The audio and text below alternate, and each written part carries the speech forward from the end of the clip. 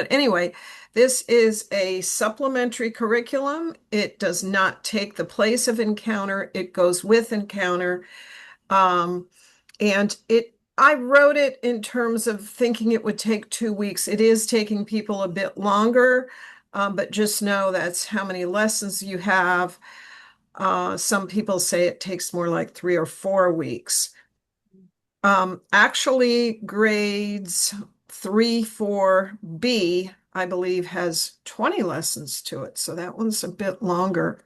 Um, but the Southern Union right now, most of the teachers in the Southern Union are doing this curriculum. And so they asked if they can have a kind of like a little summer workshop in planning how this will integrate into Encounter. So that will be happening this summer, and it will probably be linked from the Encounter website. We shall see. Um, but right now, we're telling people you can teach it anytime that feels comfortable to you because it's easy to pick up and go. All the materials come with it, especially with 3 and 4. It actually is going to teach some really, really good reading skills. With 7 and 8, it's very integrated with the history. So it might make sense to teach it at a time that it fits in if you're on the World History Year or the US History Year, if it fits into when you're talking about the Reformation or any kind of mix of church and state resulting in persecution. I always find it interesting in US history that the Pilgrims came over here for religious freedom, and oh my goodness, if people didn't go to the Church of England or whatever the Pilgrims went to, they didn't get to vote, they didn't get rights. And so it might that if you're doing US history, when you're looking at the Pilgrims and the irony in them coming here for religious freedom, that might be a good time to teach it. Um, okay, so why do we need it? Where does it fit? We want to ground our students in the distinctives of our Seventh-day Adventist beliefs. You don't find this anywhere else in any of our materials. It's not replacing Encounter, but it certainly fits nicely with it. It's a supplemental unit. It's very integrated. 3 and 4 is very integrated with teaching reading. And 7 and 8 is integrated a lot with history and with science. So if you can team teach, oh, we got 2 people in the waiting room. Okay, let's let them in. Oh, let me start. I'll start watching that for you. Oh no, I can't see it. Yeah, I hope I didn't miss people earlier. Welcome to our new guests. We're just starting out with a little bit of a um, general look at things before we go into the waiting room. Sorry, trying to multitask here. Okay, so we have Jason joining us. Welcome, Jason, and Howard. Jason, where are you from? I mean, What was that? turn on my camera so you can see me there. Okay, hi. At Forest Lake Education Center. Oh, great, great, great. So you're looking at seventh and eighth grade? Yes. Okay, so we'll be going in the breakout rooms in a little while. And Howard, I think you're living over here. Are you in Tampa or Miami? I think you're in Florida.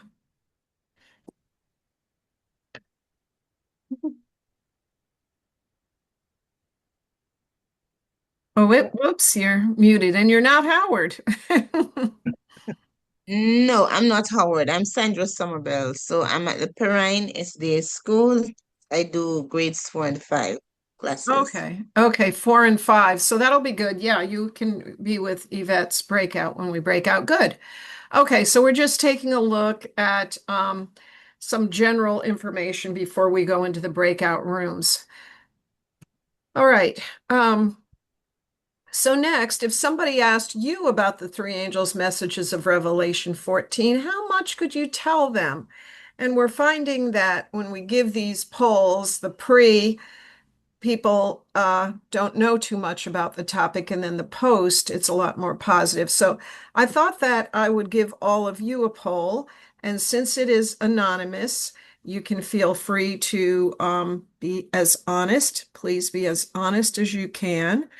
Um, So let's put the poll up. And how much do you know about the three angels' messages? It's just a one question poll, and go ahead and answer that. If somebody asked you about the three angels' messages of Revelation 14, how much could you tell them? Somebody stopped you on the street. All right.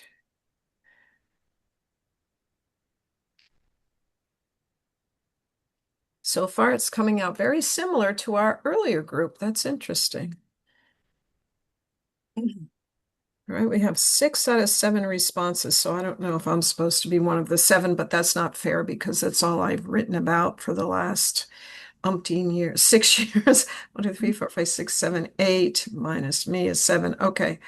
Yvette, did you vote? I didn't vote. I didn't know if you wanted me to vote. Yeah, 'Cause go you- ahead and vote, and we'll have 7 out of 7. Okay. She's gonna skew it. Okay. All right. So I'm gonna show you. All right. So to share the results for us here, um, the only one I will reveal their name is Yvette knows a lot. She better after she's been working on it.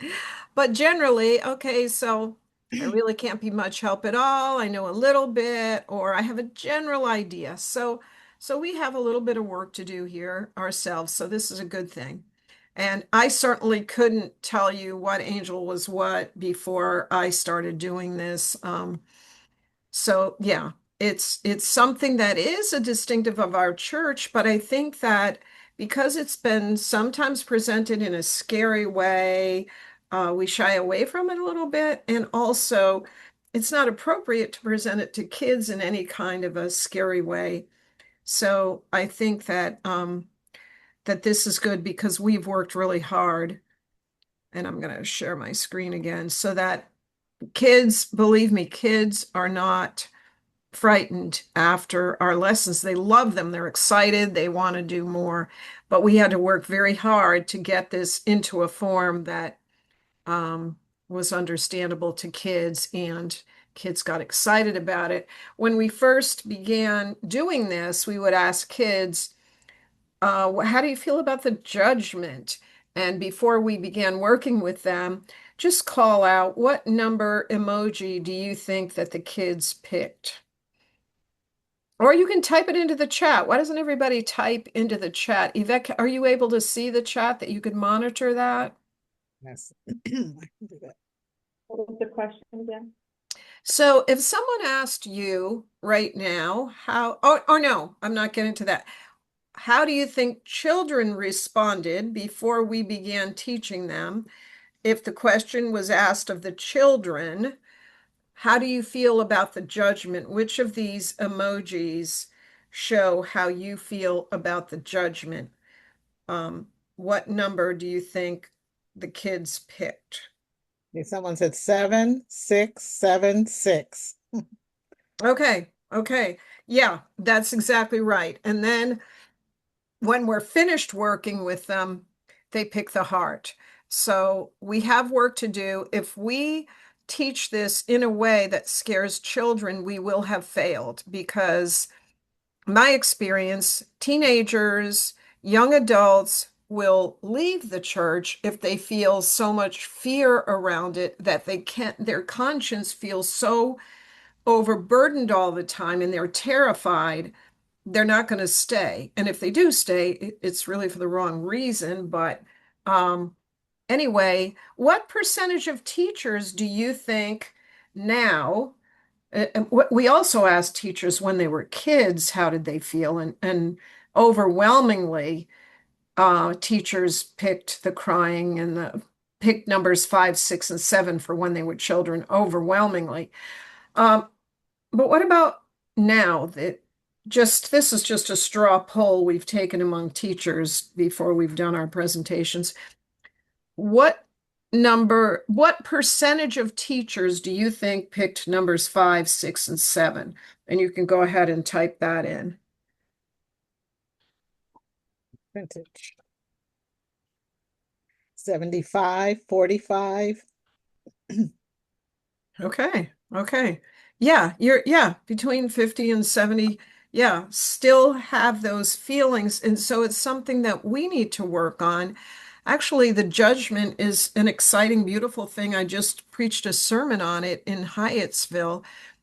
And it's not about us not being good enough. It's about Jesus covering for us. And can you imagine into a courtroom and finding out that your lawyer is sitting in the judge's seat? I mean, it's amazing. If you go to our website, threeangelsforkids.org, and go to our blog, there's one blog I wrote on 5 reasons to praise God for the judgment. And I think it will help, give a different perspective on it. So anyway, we are here to help children be ready for Jesus to come and to understand last day events in the context of love, not fear. And we were very careful with the art. I would send the art back if there was anything scary looking about it. We wanted all of this to be positive, upbeat, relevant, not like the older materials of people running for the hills. All right, so let's take a look at how we are able to package this. And I wrote this up all the way so that those who teach 7 and 8, everybody can see the progression that we follow in explaining this to children. By the time you get to grades 7 and 8, we give the full Three Angels message, but again, in a very upbeat way. So Revelation 14, 6 through 7 is the first angel. Is there somebody who will read that for us? Just unmute yourself and go ahead and read it. Sure. Number Revelation 14, verses 6 to 7 says, Then I saw another angel flying in the midst of heaven, having the everlasting gospel to preach to those who dwell on the earth, to every nation, tribe, tongue, and people, saying with a loud voice, Fear God and give glory to him, for the hour of his judgment has come, and worship him who made heaven and earth, the sea, and the springs of water. Thank you. Thank you. So that actually has 3 parts. The everlasting gospel to the whole earth is kind of the preamble to the three angels' message. Then angel 1, fear God and give glory to him, for the hour of his judgment has come, is the first half. And worship him who made heaven and earth, the sea and springs of water, is the second half. So if you look at that first half, fear God and give glory to him, for the hour of his judgment has come.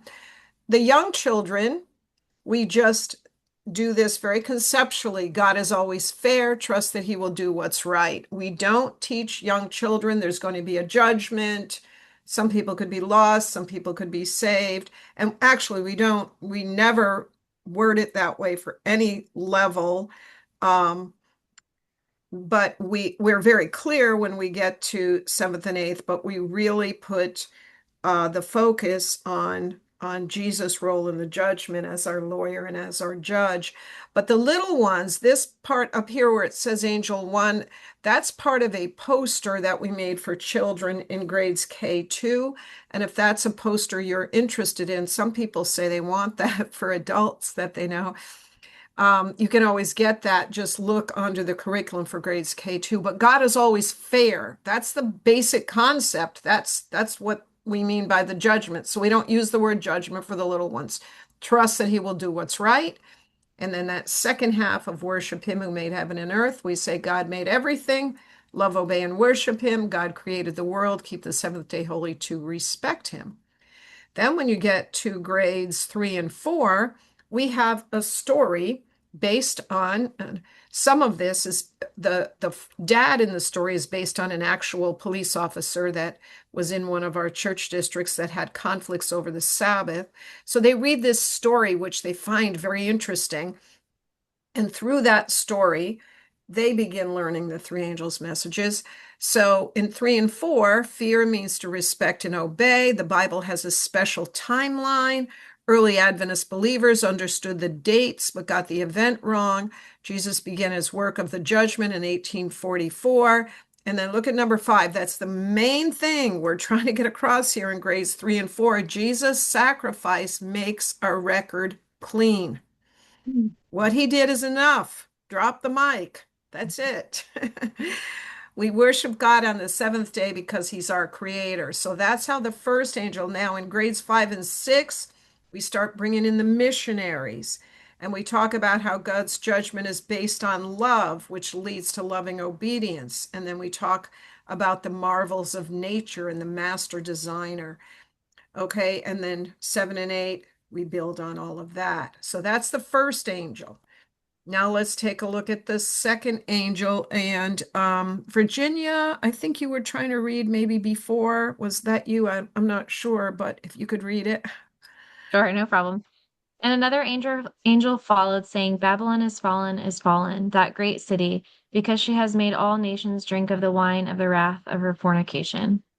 Okay, that's tough. That's where I think everybody stops and says, no, we are not teaching this to kids. And those are not terms you're going to be using with kids. You're not going to be talking about fornication, wine, wrath, any of that. So, Angel 2, this comes from our poster for K2, just so you see the progression. We just teach them always keep the commandments, don't follow those who want you to do something wrong, obey God even when it's hard. And I think we could all benefit from that. Then when you get up to grades 3 and 4, in a very matter of fact, not scary way, not saying you're going to be persecuted, not saying you're going to be thrown in jail, through the story, we then tell them world leaders will fall, government and religious leaders will band together to try to force us to go against our beliefs and break the Sabbath. That's it. And I don't know of any third and fourth graders that have had a problem with that or have been afraid. Grades 5 and 6, we need to stand up for our beliefs now, no matter what anybody else is doing. If you sense something's not right, it's important to stand up to your conscience. Every time you make a good choice, you're making it easier to make a good choice next time. So that's the emphasis there, is following your conscience, making good choices. All right. And then when we get up to the third angel, would somebody like to read that, please? Go ahead and unmute yourself and read. A third angel followed, saying in a loud voice, if anyone worships the beast and his image, and receives his mark on his forehead or on his hand, he himself shall also drink of the wine of the wrath of God. Here is the patience of the saints. Here are those who keep the commandments of God and the faith of Jesus. Okay, and I have a ... there because even when we're going to 7th and 8th grade, we don't put in verse 11. And if you have the posters at your school, those posters of the angels were made by our sponsors, were given to you by our sponsors. I know a lot of the schools have them. But anyway, so for the little ones, use your mind to listen for God's voice, use your hands to do what God wants you to do, be patient, have faith, trust Jesus. That's it. You're not talking about marks or anything like that with the real little ones. Then by the time you get to 3 and 4, the head is where you think, the hand is where you act. The three angels' messages are given to people living before Jesus comes. Things are going to get a little hard. People are going to be expected to follow the crowd and ignore what's right. We have a free will. We love Jesus so much for all he did for us. We'll gladly follow him. And it's important to be patient and have faith. Very basic, because developmentally, this is where 3rd and 4th graders are at. Very matter of fact. 5 and 6, we're talking about there'll be a strong contrast. And when you go against your conscience, you start thinking and acting in ways that kind of mark you with those who have rejected God. So again, 5th and 6th graders, follow your conscience. Okay, so anyway, that's kind of how we build up to it. And in the breakout for 7th and 8th, of course, we'll be talking more. Does anyone have any questions about this philosophical part? You good so I far? noticed you didn't put any Go ahead. 7th and 8th up there. Okay. Mary, question, Sandy, about are there posters for 7th and 8th? Oh, the posters, I don't know that there are more of those. Before we even wrote this curriculum, our sponsors commissioned Nathan Green to make these large, beautiful posters, and they're huge. They spent a huge amount of money on these things, and they sent them to every school in the NAD. Now, I if you don't have them, you should ask around, because usually when I go to schools, I will see them framed. But I don't know that there are more of those available, because that was a unique project that they did. All right, moving on. So if you want to get CEUs for this, or if after we're going from philosophy to nuts and bolts. That's quite a jump here, isn't it, Yvette? Like, wow, after talking about the angels and now boom. But anyway, let's say you want to refresh a little bit on this, or you want to get some CEUs. If you go to our website, threeangelsforkids.org, and you want to take a screenshot of this so you don't forget, the word three is all spelled out. And go to the trainings tab. You will find a drop down. Well, don't worry about the drop down menu. Just click on trainings, and you will see a link to Adventist Learning Community for the trainings for each grade level. So I just want you to be aware of that you can get some CEUs, and you can make sure that you grasped everything. So if you want to just take a screenshot of this, that would be good. Also, I will post the recording. Now, I cannot record the breakout sessions, but we do have some previous recordings on that. So if you take a look at our YouTube channel, you want to type in youtube.com/3angelsforkids with the word three all spelled out. If you just do a search for it, you may end up at 3ABN, which is not the same thing as Three Angels for Kids. We've done a series on there, which is a great series. You can look for it sometimes and use it with your class, but it's not our channel. So you want to go to our channel. Whenever you see this blue circle with the flame, you know it's us. And if you look at playlists, you're going to find a playlist that says for teachers. That's where we'll put all our recorded trainings. There's also a playlist that says for students, and we have great stuff in there. We have weeks of prayer for kids. We have little 5-minute videos all about, excuse me, sorry, 5-minute videos about nature. We have a little girl that I take to the zoo every couple of weeks, and she talks about God's design and everything, and kids love those. So just so you know, that's where you'll find that. Now, every set of lessons, you're going to get a teacher guide, and Yvette's going to show you that. Sorry, this changed on its own. And you'll get a flash drive. The flash drive has your slides. The only level that does not have slides is 3-4A, and that's because it doesn't need slides because of the way it's all done. You have small group lessons, whole group lessons. You're going to have everything you need, but there are other things on that flash drive you're going to need. There are videos on there. I tell you this because I have people that say, Sandy, I don't know what to do. I didn't get the slides.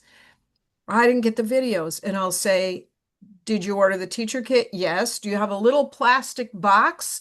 Yes. Open that little plastic box up. There's a flash drive. That's where all your PowerPoints are, your videos are. So just don't overlook that. And you get a teacher's guide, and the teacher guide is scripted. Everything's in there that you need. You just have to dive in and look at your materials. Okay, I think I'm going to stop the share and get ready for our breakouts. So does anyone have any questions for me on anything general about the program before we go to breakouts? Everybody's okay? All right, so I am now going to assign the breakout rooms. So this is going to let participants choose. All right. So if you would like to go in the room with Yvette, where she will be talking about grades 3 and 4, then go into the breakout room. If you're interested in grades 7 and 8, then stay on, don't go in the breakout room, in other words. So grades 3 and 4, go in the breakout room. Do you see that on your screen? Okay, good. All right. So, okay, good. All right. So Howard, Somerville, Jacqueline, Jason, Mary, and Virginia, you're all interested in grades 7 and 8, correct? Okay. Just making sure. Now I got to make sure Yvette can share her screen over there. Okay, good. Okay, excellent. All right, all of you have just the 2 grades in the room, right? 7th and 8th in the same room? I teach 6th, 7th, and 8th. 6th, 7th, and 8th. Okay. All right. If you have 6th, 7th, and 8th, you can do the 7th and 8th with everybody. Or, okay, and I see Jason has just 7th. Or you can do grades 5 and 6 with everybody if you choose to do it that way also. If you have just 7th, then you're going to do 7 and 8A. If you have 7th and 8th, you do 7th and 8th, 7, 8A the first year, 7, 8B the second year. If you have a manual like this, you see how this says 7 and 8A? If it doesn't have an A, that just means that it's one of the older ones because I didn't know everybody was going to beg me to write a B version, so I didn't know there was going to be a B. So if it just says 7, 8, it does not say A or B, it's A. Okay? All right, so I'm going to share my screen again, and we're going to talk a little bit about this. Okay, so I put a Padlet together with materials on it, and if you go to tinyurl.com/, I always write the word 3 out. This is the only time I didn't, so don't get confused, because if you're finding our website, our YouTube channel, our Facebook page, you always do. But for the Padlet, it's the number 3. So it's tinyurl.com/3 Angels Padlet.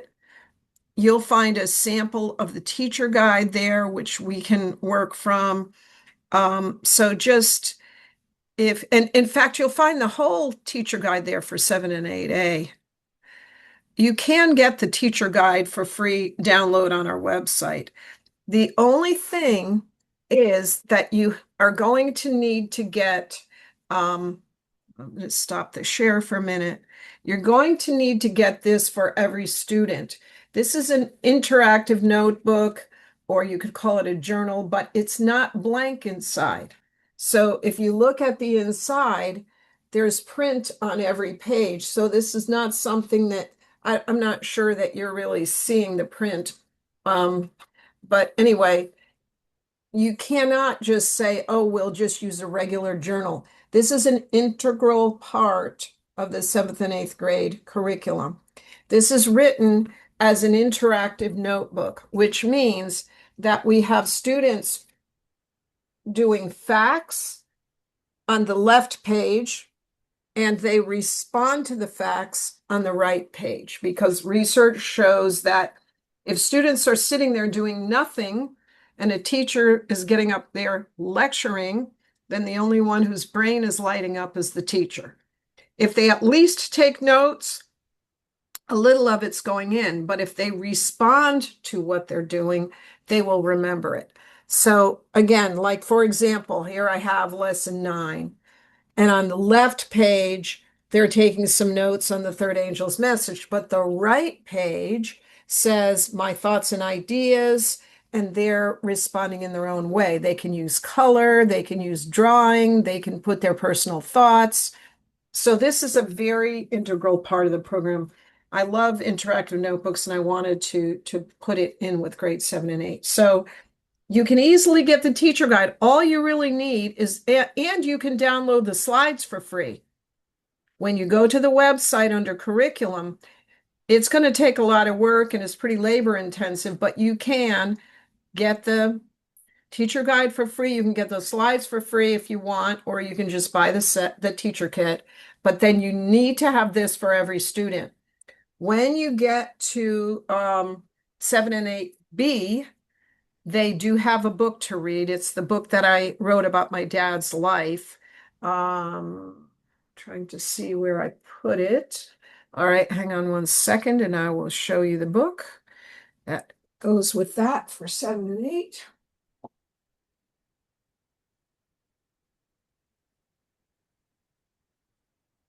All right. So 7 and 8B, all of the students need this book, Finally Free, the James Finley story. Okay, so now I'm going to go back to sharing. Can I ask a quick question? Please. Um, I I think I understood. So the A you were just saying is when do you get to the B, I guess is the question. Okay, so if you have 7 and 8 in the same room, then the first year you do A, and the next year you can do B. Okay, gotcha. Yeah. Okay. Sorry, I guess I didn't make that. So I have the A now, so I would do this year, and then next year we would get the B and go through that. Correct. Yes. Okay. Yes. And then alternate every other year. That's right. That's right. Okay. Thank That's how you. it works. Yeah, yeah. And they're very differently, they're a very different approach, the way that I've written them both. Okay.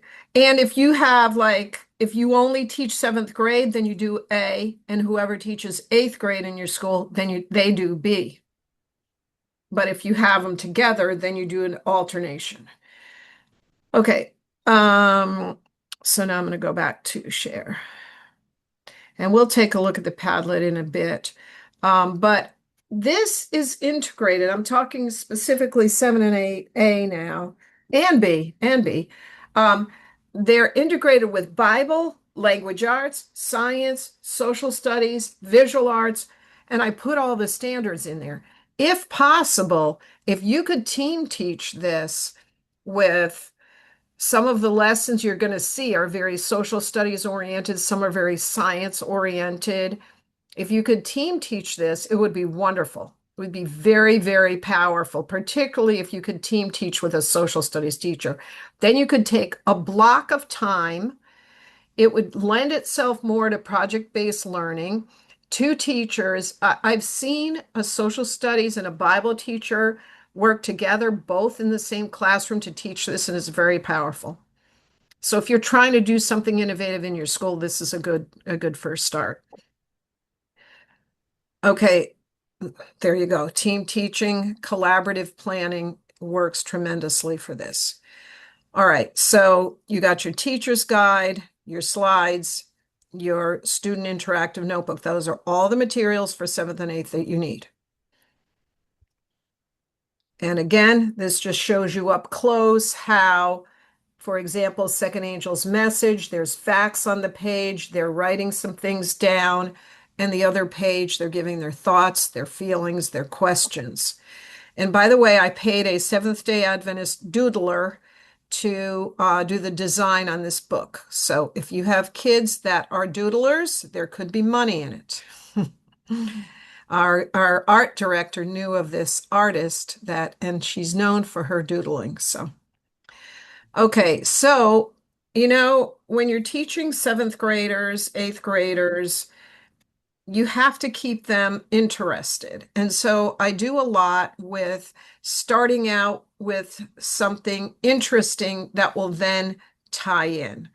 So in lesson 1, I give them a series of logos and ask them about what they think these logos are and what are the values that they're communicating. And this works us into the logo for the Seventh-day Adventist Church. And eventually, when we identify the parts, one of the parts of the logo is the three angels' messages. So we say to the kids, if part of the logo of this organization that is sponsoring this school that you're at is about something called the Three Angels Messages, do you think it would be important to know about that?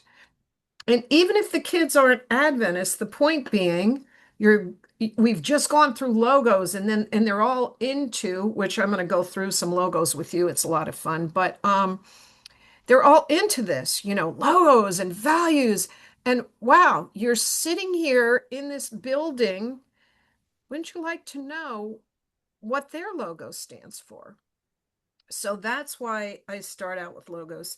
But most people are like, what? The Three Angels Messages? We're talking about Hyundai.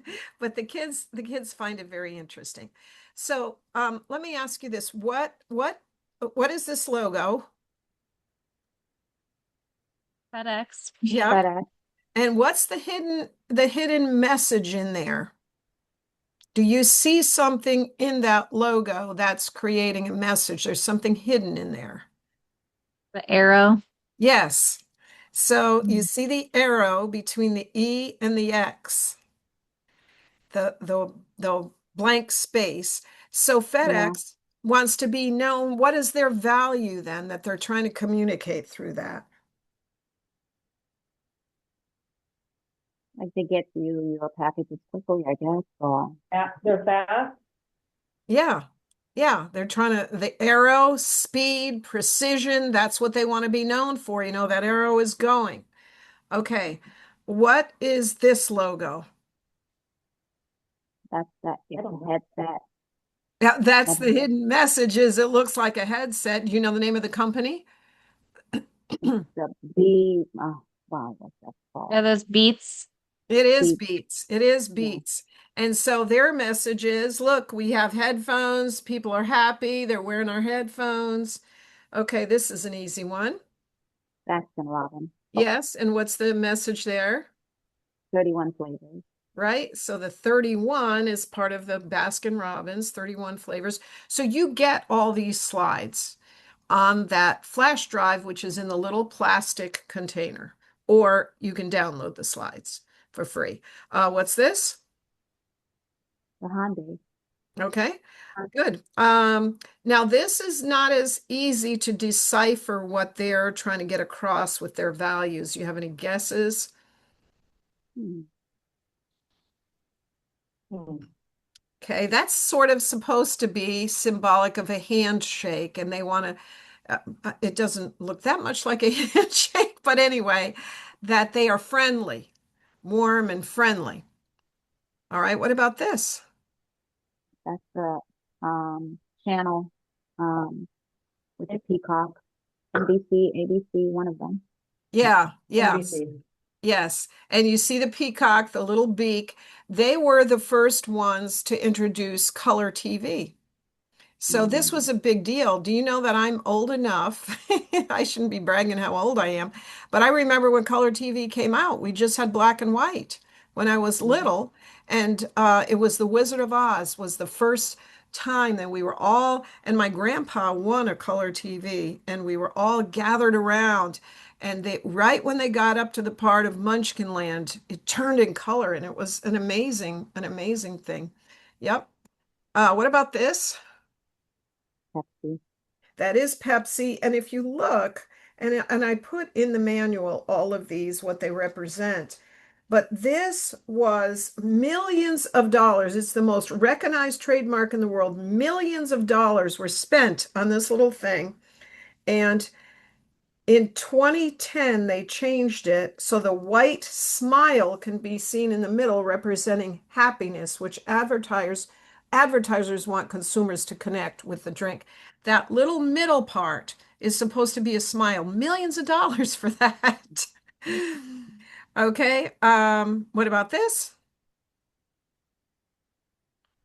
Um, Pinterest. Pinterest. Yep, yep. And what do they want? What is the little picture there supposed to be? A little pin at the bottom. Yeah, a little tack or something showing that these are quick quick ideas. So if people are busy, they don't want something complicated, you got a quick thing here. All right, what about this? Clothing A brand, mountain. So Quicksilver, water, the ocean. what Oh, was they that? up there, yeah. Yeah. Quicksilver, Like ocean quality and clothing for surf and snowboard athletes. The logo was inspired by a woodcut, The Great Wave off Kanagwa, by a Japanese artist. It depicts a large wave and a mountain. So you'll get all that, in your teacher guide explaining that. But you see the wave and the mountain there. And this is the trickiest one. I think it's just the coolest one ever, though. So you know what this symbol is. I mean, what is the company? Sensation. No, something. I don't know. So you recognize this on a computer or something, Sony Vaio? Um, You ever see that on your computer?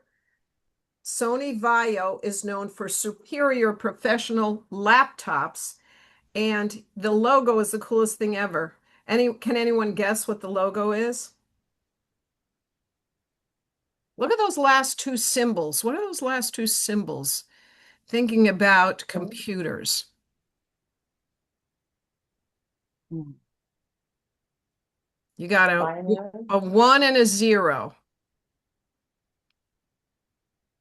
the You know, binary code.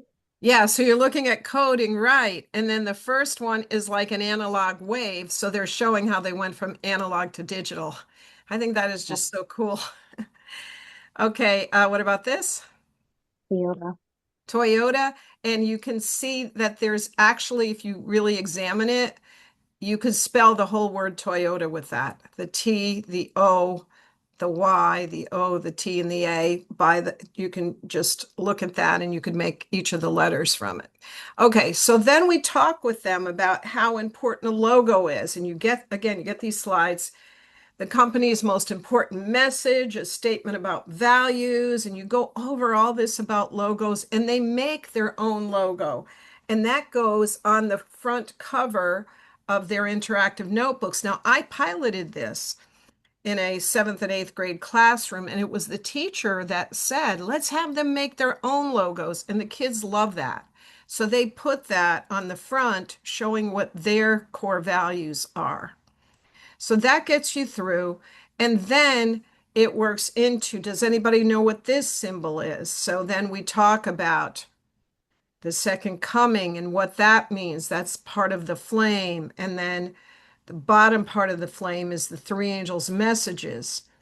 And then the cross, the Bible. And so then we ask them, what do you know about the three angels? If that's part of the logo of the school where you're going to school, don't you want to know what it stands for? You're at this school. What is that? And we have them take their interactive notebooks and write in them what they already know. So they go to they have a page, and I'll stop this for a minute so that you can see this. So they have this page, and they write anything they know about it. And then they respond with what they think that it might mean. And then later they're going to fill in, I'm surprised, I knew, I didn't know, this is what I think. So they're responding to that. So we're working them into this whole idea um, of logos.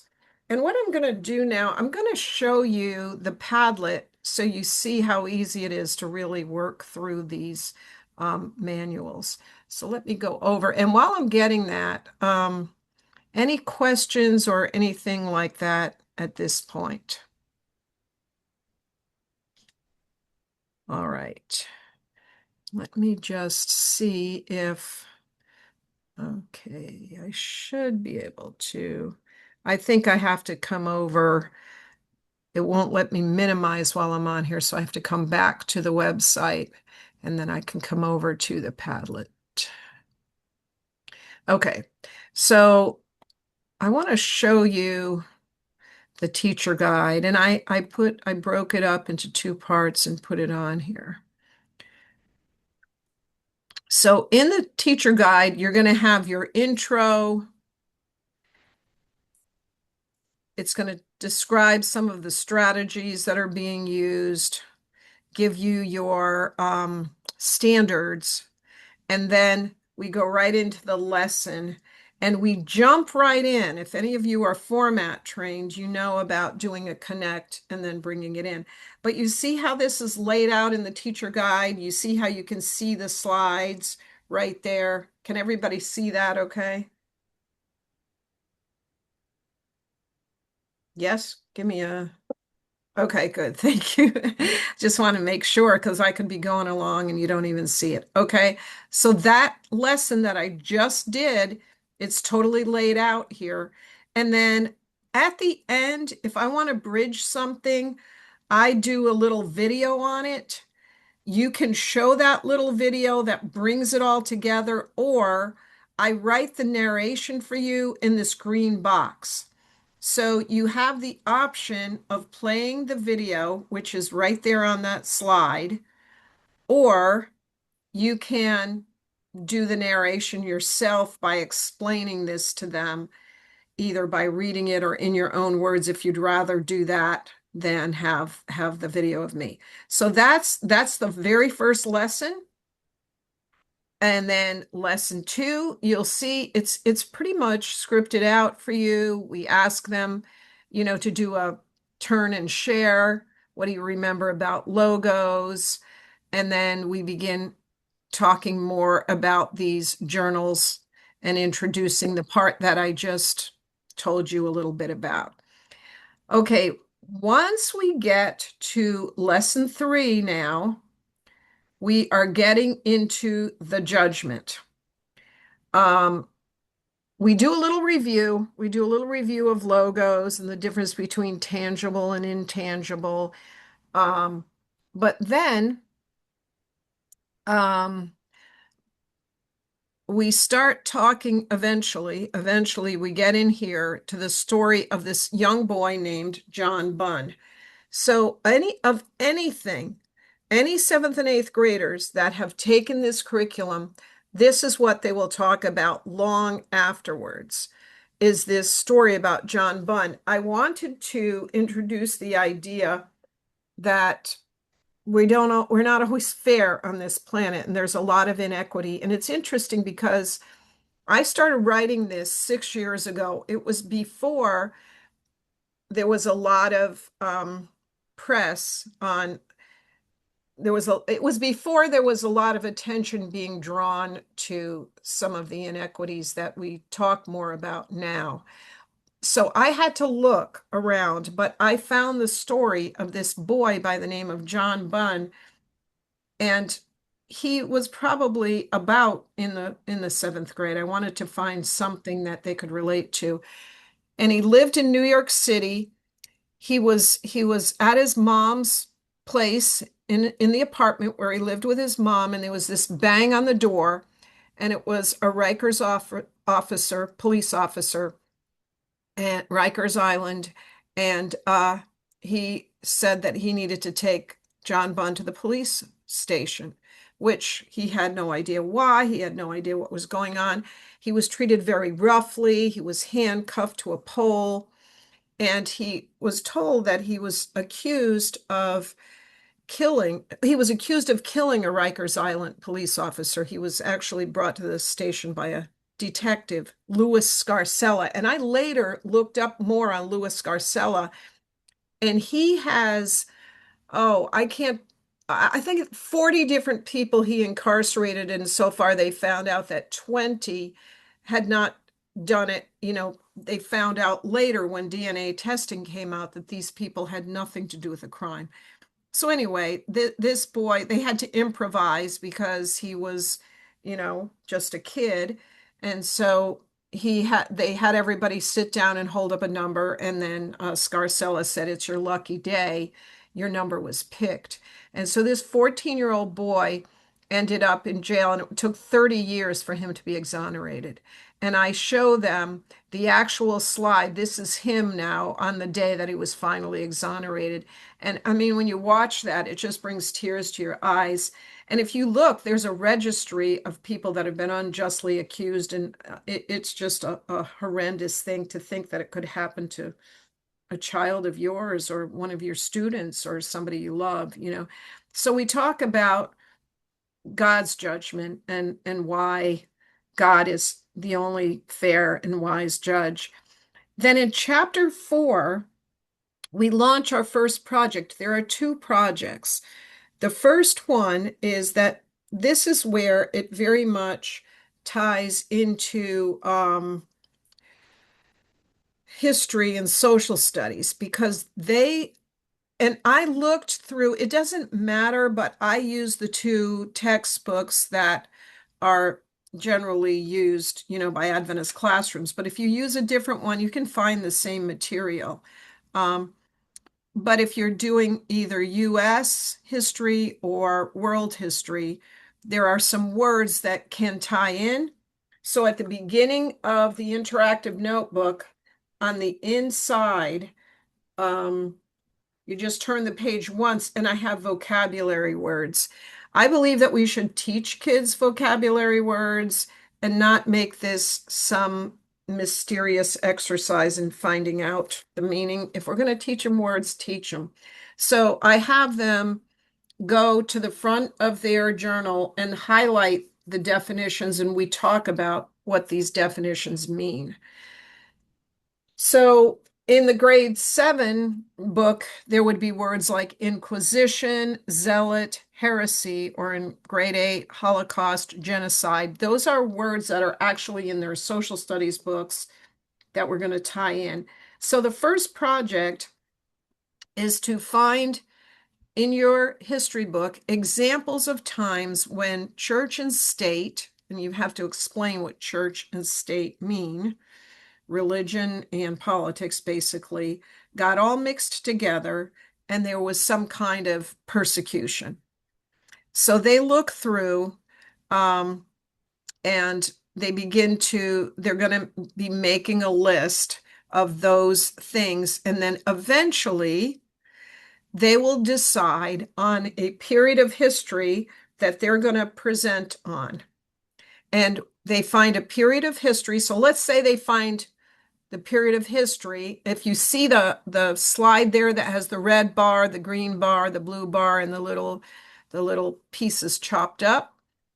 So the period of history would be World War II. Then they say who was the world leader at that time that was doing this persecution. So that would be Hitler. And then they pick one event. So let's say they pick Kristallnacht. They divide that event into 10 different pieces that they're going to, they have some options with what they're going to do with those 10 pieces. They can do a free draw where they're going to make like a cartoon of those 10 pieces. They can use a digital app like Storyboard That, and they can make their cartoon using that, or they can act it out, these 10 scenes. Now, let's say they picked Kristallnacht. That does not mean that they have to pick an actual person who experienced Kristallnacht, but it has to be true to form. So if they want to say Ludwig von Wolf in the first little square was enjoying his life, then the next square, he went downtown to get some things at his shop. Then the next square, suddenly people ran and began smashing the glass. So they're taking one thing that happened and expanding it into those 10 scenes. And so I have some examples from the actual textbooks that they might find. The Holy Roman Empire with the Inquisition, anti-Semitism in the Middle Ages. And I have the chapters from Discovering Our Past, A History of Our World, and Discovering Our Past with United States History. But again, you'll find these in any book. So they will then before they present this to the class, they will be working on these in groups, and there are pages in the notebook where they will be working on their project. Now, just one other part of this, and I'm going to ask to make sure you understand this. So they're going to divide this into these little 10 parts, but they're also going to think of 8 key points to put it in a context. So if I was doing it on Kristallnacht, I would have 8 key points to explain to my classmates, like point number 1, this happened during World War II. Point number 2, this was the time period it happened. Point number 3, these were the key players, so that they put it in a context and then present their cartoon or their little play or whatever. So your rubric is given to you right here. And you notice the points. You have to be careful when you make a rubric. If you make a rubric that says 3, 2, 1, let's say somebody you thought they did an average job and you gave them a 2.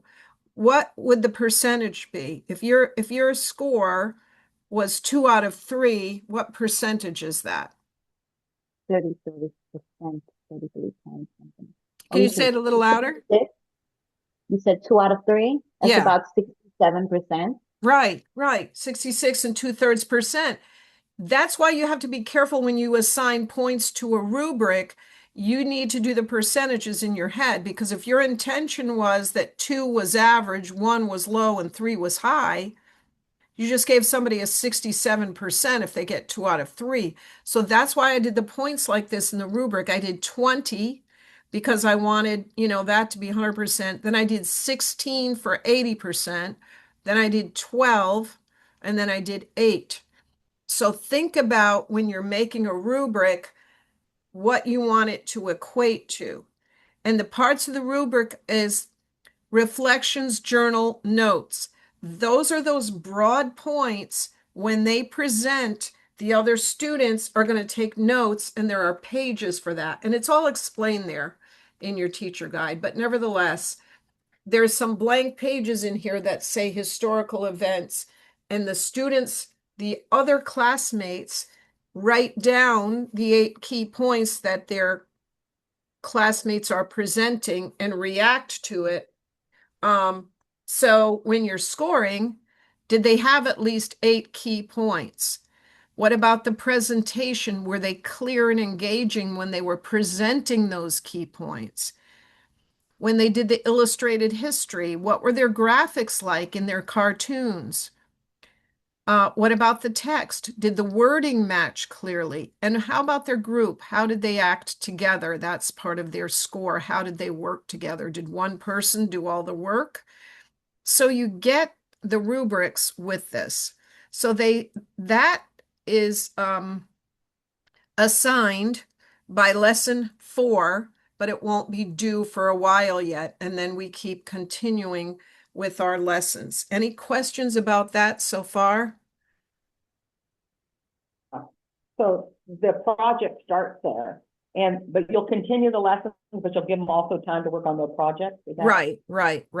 And that's kind of up to you. And that's one of those things where this is going to take longer than it seems like, because there's 10 days worth of lessons, but I didn't really build into the lessons a lot of time to be working on the project. So yeah, that's something that you need to build in as you do this. Yeah, thank you for asking that. Okay, then we go on with God's perfect timing. Again, I started another connect, and I asked them in their journal, what do you think these things have in common? Now, you guys could take a guess. What do you think these things have in common? Hunting, hockey, playing cards, skating, ballet, street carnivals, ski jumping, miniature golf, bowling, dog races, circuses, merry-go-round, auto racing, bear baiting, like baiting bears, fiddling, or carrying an uncased gun in the woods. Anybody have any idea what all these items have in common? Things that are fun, I guess. I don't know. I don't know about carrying an uncased gun in the woods. It's tricky. But anyway, these were all part of the Sunday Blue laws. These are things that were on the books that you were not allowed to do on a Sunday. So that's how we kind of introduce the next part. You know, we always try to just have something fun and interesting for them. So that comes up. And then gradually we work this into the beginnings of the Adventist church. And again, I try to be sensitive to the fact that most of our schools now are over 50% of the kids are not members of our church. So I put every church had its beginning sometime. This is how the SDA church started. And so we talk about that and we talk about the right date and the wrong event. And we get into the Bible's longest prophecy. So we do teach them this whole prophecy from 457 BC up to 1844. And we do go into that whole explanation there of the 2300-day prophecy.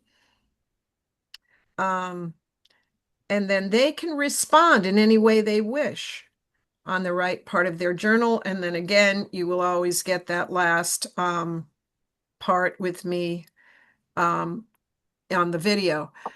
Yvette, you're back. What are you Yeah, doing in here? I clicked the wrong thing. We're just finished. I just had one person. Sandra left, so it was just Erica, and she had been through most of it. Okay. And I answered her questions, and so she's all done. We're Okay. all finished, and I clicked, I clicked the wrong button, and then That's okay. You can join us. That's no problem.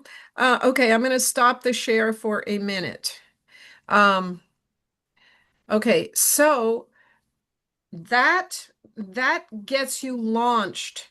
Then there is some slides and things that are going to get very deep and specific about how the Sabbath was changed.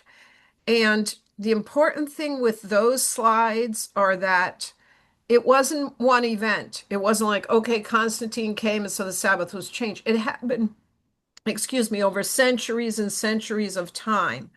So you'll get into the change of the Sabbath. And I make the parallel between the Old Testament times when you had King Nebuchadnezzar and the dream and all of those people that were helping him when he said you cannot bow down.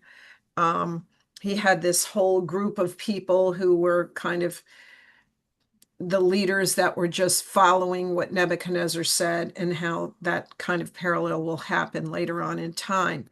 Now, the other thing is that there is a true project-based learning project at the end.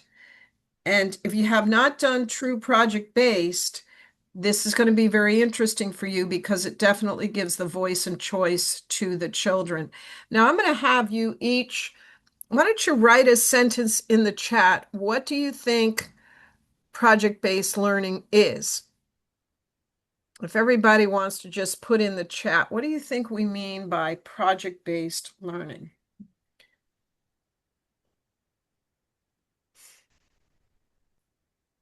Since I have Yvette here now, she can always read the chat for me. Okay, we're not ready yet.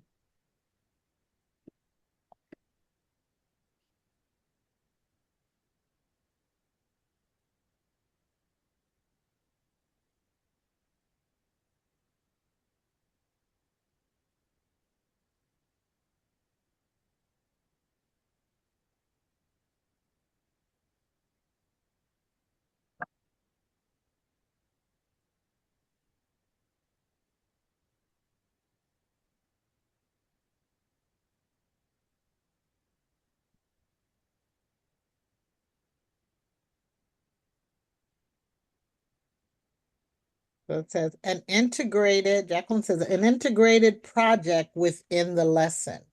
Okay, all right. You got anything else in there? Not yet. More coming, I'm just typing. It's okay.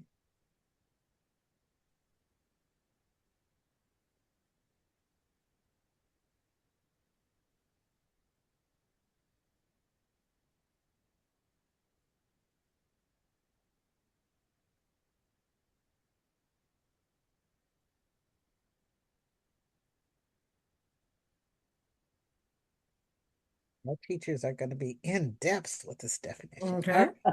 We have a hands-on discovery of something through different modalities, such as research, hands-on activities, creative outlet of some kind.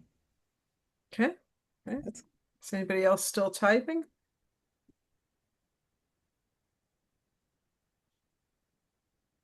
yeah, one more to come. All right, PBL is a teaching method where students learn through an engaging, authentic project that introduces real-world problems. And then Okay. again, added students are also graded on the project. Okay. All right, good, good. You got all the elements there. First, we heard that it's integrated. Yeah, so what you're studying, the different subjects are integrated into that when you look at PBL. Yes, it's hands-on, definitely. Um, and it's engaging and it's authentic and real world. So there's some kind of a problem, there's something you're trying to address. So at the end, we say to these kids, all right, you've learned all this. So what are you going to do about it? Why does it matter? And it's up to them. This is a level 3. There are 4 levels of inquiry. This is a level 3 of putting the voice and choice into the hands of the students. So they need to think about everything they learned. And they look at different audiences. Who is it that we want to impact? Somebody may say, I want to impact the kids at my own school. I think they're afraid of the judgment. Okay, then we're going to figure out how we're going to do that. Some people might say, I want to reach out to the community. I don't think they know anything about this. I want them to know more. Somebody might say, I want to do something on our school website about creationism because I think there's a lot of people that maybe visit our website and I want them to understand that we believe that God created the world. So all of the content that they got, there is a lesson towards the end where they're going to put it together and actually do something authentic about it. They're not just playing school anymore. It's going to get real. And I have the rubric in there. And this is a rubric that I came up with. You can use it for any kind of PBL. The first thing is the rationale before they even do the project. And it's really funny because you're going to see that what they're graded on is not really the actual project itself so much as what comes before and what comes after.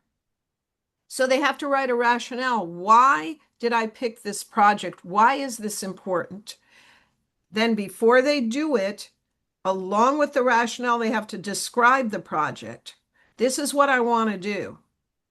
Then they do a little bit of research, but not necessarily where they're looking stuff up and asking AI to write something out or cutting and pasting something or I just judged this fair and the number one answer when I asked kids what the source was for the research, take a guess what their number one answer when I said, where did you get this information? AI. That and one other thing. Asking an 8th grader, what is your source?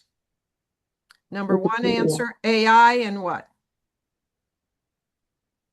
Google, they Wikipedia. said. Oh, Google. okay. I said, what do you mean Google? That was their source. So I don't like that. I would rather see them do I search.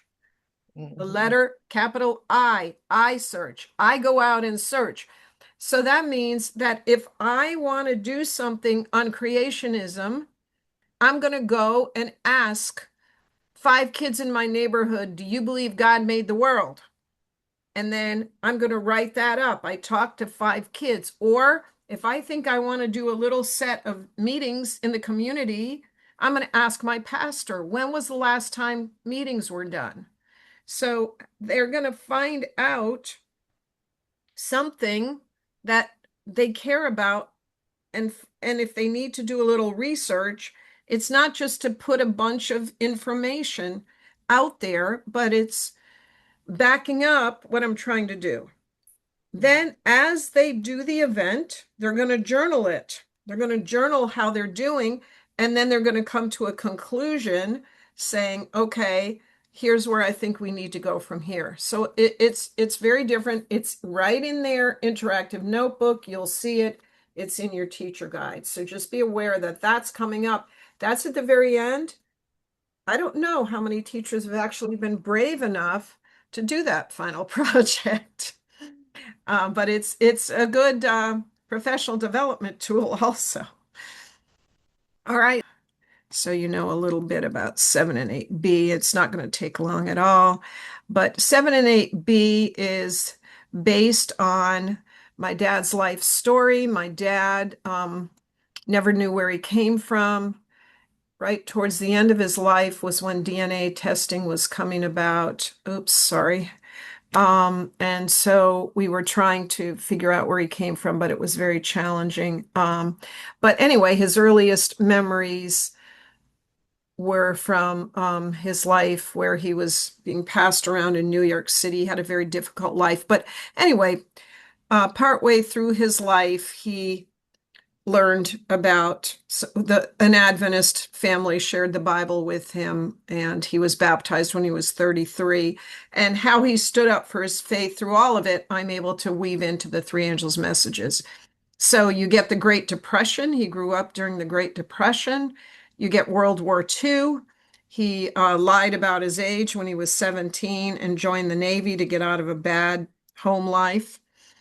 So he was actually on the aircraft carrier that did the testing of the atomic bombs. So we have some of the pictures of the atomic bomb blast in the Bikini Islands. There's a video there of Mark as a very young Mark interviewing Dad in New York City. So anyway, that's 7 and 8B.